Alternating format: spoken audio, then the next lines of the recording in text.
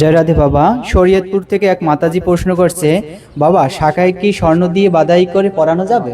তেলে আর জলে কোনো সময় মিশ খায় না। শাখা শাখার জায়গায়, স্বর্ণ স্বর্ণের জায়গায়। একটি সতী নারীর হাতে তিনটা জিনিস থাকতে হয়: শাখা, নোয়া আর পলা। শাখা মানে সরস্বতী, পলা মানে লক্ষ্মী, নোয়া মানে মা কালী।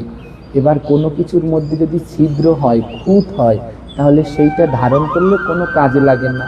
তাই যারা শাখা স্বর্ণ দিয়ে বাঁধিয়ে পড়েন, ওটার মধ্যে খুঁত হয়ে গেছে, ছিদ্র হয়ে গেছে, তাইলে ওটা আর কোনো কাজে লাগে না। তাই শাখার সাথে, তুলসীর মালার সাথে কোনো সময় স্বর্ণকে মিশানো যাবে না। তাই শাখার জায়গায় শাখা পরুন, স্বর্ণের জায়গায় স্বর্ণ পরুন।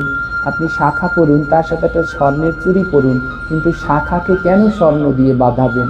এটা অপরাধ, এটা করবেন না। শাখা কিছুতেই স্বর্ণ দিয়ে বাঁধিয়ে পরা উচিত নয়। প্রত্যেক সধবা নারীর হাতে তিনটা জিনিস থাকা উচিত: শাখা, নোয়া, পলা। শাখা হলো শতগুণের অধিকারী, শাখার মধ্যে বাস করেন মা সরস্বতী। পলা হলেন রজগুণের অধিকারী, পলার মধ্যে বাস করেন মা লক্ষ্মী।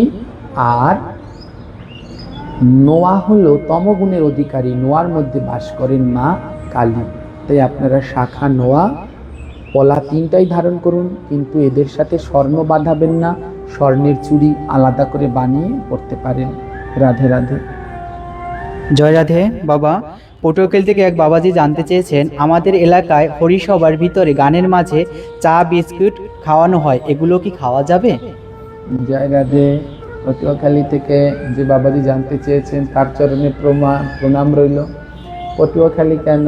প্রশ্নটা হলো এই যে আমাদের এলাকায় হরিসেবা, অনেকে হয়তো দূর দূর থেকে বুঝতে পারছেন না। হরিসেবা মানে হলো গিয়ে কি, আমাদের মাঝে মাঝে গুরু সঙ্গ বলে, আমাদের বরিশালের এলাকায় সাধু সঙ্গ বলে, বা কেউ মারা গেলে সেই উপলক্ষে ভক্ত সঙ্গ বলে, বা একাদশীর দিন হরিবাসর বলে। এইগুলো আমাদের এলাকাগুলোতে, দক্ষিণ অঞ্চলগুলোতে হয়। শুধু দক্ষিণ অঞ্চল কেন, আশেপাশের এলাকাগুলোতেও হয়। তো এই হরিসেবা হলে কি হয়, সাধারণত ভক্তরা বিভিন্ন ভক্তিমূলক গান গায়। হ্যাঁ, গান বললাম, ভজন খুব কম করে। ভজন হলো যারা শুদ্ধ মহাত্মারা যেগুলো লিখেছেন সেগুলো ভজন। আর গান যেমন লালন গীতি, বিজয় গীতি, এরকম বিভিন্ন গান টান এরা গায়।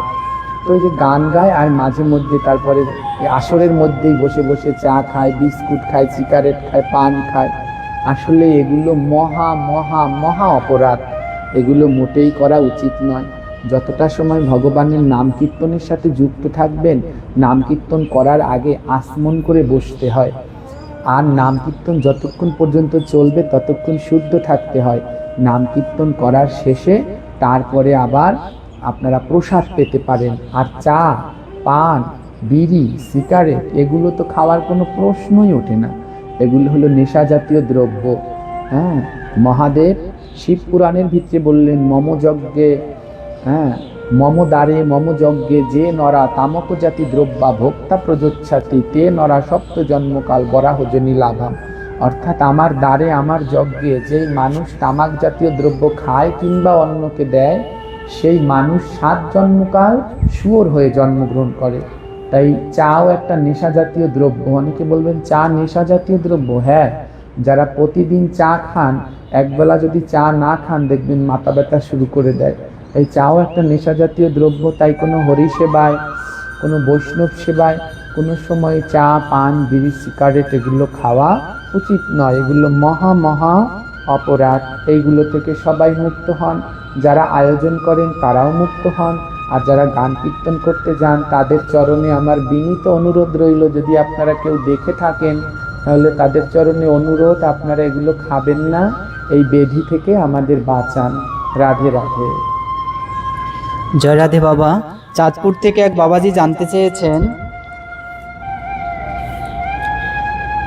বাবাজি আপনাকে আমরা পাঠে দেখি, আপনি যখন আপনার গুরুদেব নাম স্মরণ করেন তখন দেখি আপনার কর্ণ স্পর্শ করেন, এর মানে কি?